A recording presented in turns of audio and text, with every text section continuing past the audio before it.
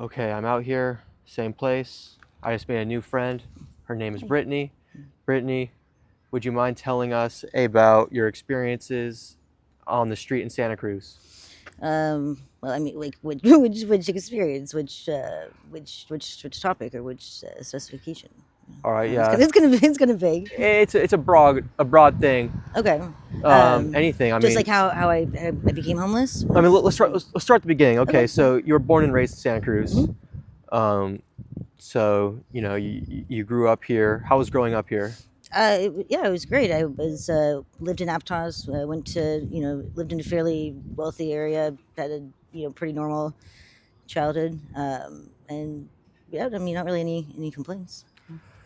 Did you have friends growing up? Yeah. Like a good social life? Yeah, I mean, I was more like had knew a lot of people, but not really. Like, I had like one best friend, and then just kind of knew everybody. You know Well, what I mean? Didn't you, really you have could like these social groups like you can everybody only would have kind of one want. best friend. Yeah, I mean, you could change. You could have a best friend, and then like different person becomes your best friend, and well, it's one best friend at a time. Yeah, yeah, Yeah.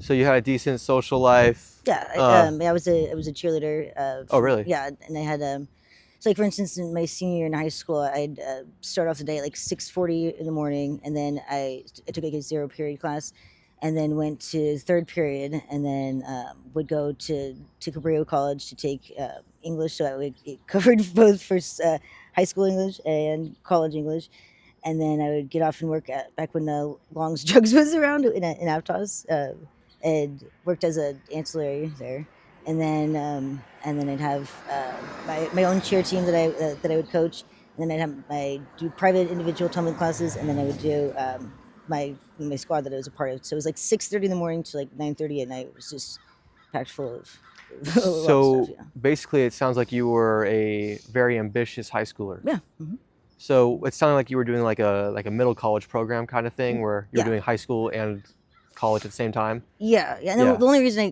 didn't graduate early was because I was definitely not one to like be out and really used to like a lot of social. Like for instance, Friday nights I'd be playing volleyball with a bunch of retired coaches in a church. So I didn't really have that like experience of just like life outside of family life. So I figured like being 16 and going to college at young, that'd be a little bit, that'd be kind of a lot to handle. So I kind of just stretched it out as long as as much as I could, until I felt like I ended up being 17 when I went to college, but that year I felt like it made a difference. And so after high school, you went to Fresno. Yeah. So Fresno State, Yeah, Fresno State. I was a cheerleader for Fresno State there for the first like semester or something. and you were studying journalism. Yeah. Yeah. What made you want to do journalism? Well, more I was just doing like a broad communication. I wanted to do a degree in that area to field, and I didn't really know what I wanted to do exactly, and so I kind of just picked more of a something fairly broad that was specific to what I felt like I could be do something accomplished at. Um, and so it was kind of more of just like a pick and choose at random just to get a spot to sign up for courses, honestly. So Did you ever get to use the education you received? um, not really. Yeah, not really. I mean, I did an internship for the Parks and Rec division in Fresno, and so I guess that was like the closest thing I really, because I never like became like a journalist or worked in broadcasting or anything like that. I did telecommunications after college, and like I was a manager for a AT&T store for a while, so I kind of bridged that over that direction. But actually, like going to college and get a degree, it didn't go towards being applied to anything specific. No, but the experience though, it kind of helped broaden my job history in a sense. What kind of jobs did you work as after college? Oh gosh, let's see. I did everything from door to door sales, going knocking on strangers' doors and trying to sell them home security, to most recently working in real estate, doing vacation rentals and long term property management. So for probably about 5 or 6 years, I did basically, like I said, telecommunications, worked for AT&T and Sprint, and yeah, and just, a couple random other jobs. I was I was manager for Goodwill for a little bit too. Oh wow, Yeah, that sounds fun. yeah. Oh yeah. It was more of a overpaid babysitter is what it felt like. But Oh yeah, really? it was a fun experience. So What was the last job you worked as? was real estate. I worked for Bailey Properties in Aptos. Oh really? Mhm. So were you doing like home tours? No, just vacation. Like I said, vacation rental management and long term property management. So never actually did the buying and selling of properties, but I just did the managing side of real estate. That sounds like fun, huh?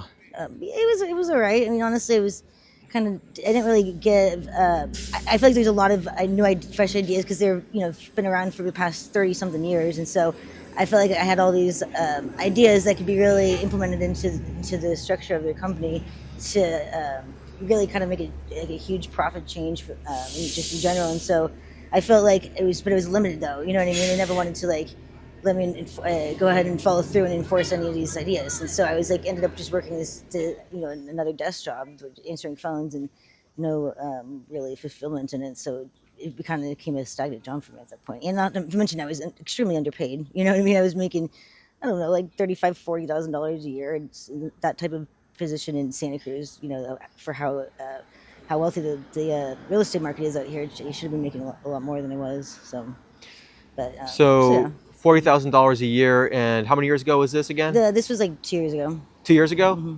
So the average rent around here is like what, 3,000 or? Oh God, I don't know. I don't It's a even know lot. now. But yeah, even for basic studios, they took like sometimes even just a studio would be up to 5,000 a month. So Wow. yeah, it just depends. But And that's so. one and a lot of these ideas that I had would like really kind of change not just the company, but it really could try to could change the whole entire rental market of Santa Cruz. You know what I mean? There was not enough properties available. I mean, there's obvious reasons that everyone already knows about. Just not enough supply and demand. But they were just like simple solutions, like being able to have the property owners, take Section 8 vouchers. You know what I mean? That was always a big struggle. It's like there'd be all these vouchers available for individuals, but no one would ever be able to use them because all the owners were either couldn't take them or were afraid to take them for whatever reason. So I feel like I could bridge that gap and help tie up that sort of specifications and I just never got a chance to do it. I was very just limited. Like, oh, Mr. Bailey, we were just set in our ways for things being done after the past 30 years not changing. And so it's like, okay, well, if you're not going to change, then nothing's going to change. You know what I mean? So, anyways, but yeah, I feel like there was just no. I had too many limitations for the amount of possibilities that could come out of something like that. So why and exactly when did you stop working for this company? So about 2 years ago. I mean, a couple of different reasons. I was, well, one of them was what I was just explaining about it just being a stagnant job and feeling like, I mean, to me now that like making that much money, that's a lot. That's a lot of money to me now. $5 going to be a lot of money, but it's. I just felt like it was too boring. Not. He goddamn doing that shit.